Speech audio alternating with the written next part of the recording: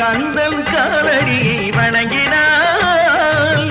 கடவுள்கள் யாவரையும் வணங்குதல் போலே கந்தன் காலடியை வணங்கினாள்.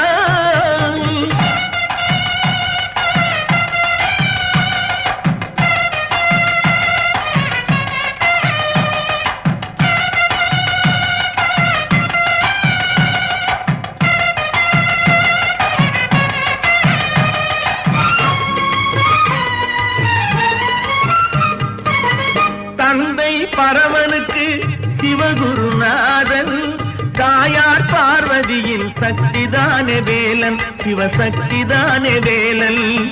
தந்தை பரமனுக்கு சிவகுருநாதன், தாயார் பார்வதியின் சக்திதானே வேலன், சிவசக்திதானே வேலன். அண்ணனவன் கணேசன், கண்ணனவன் தாய்மாமன்.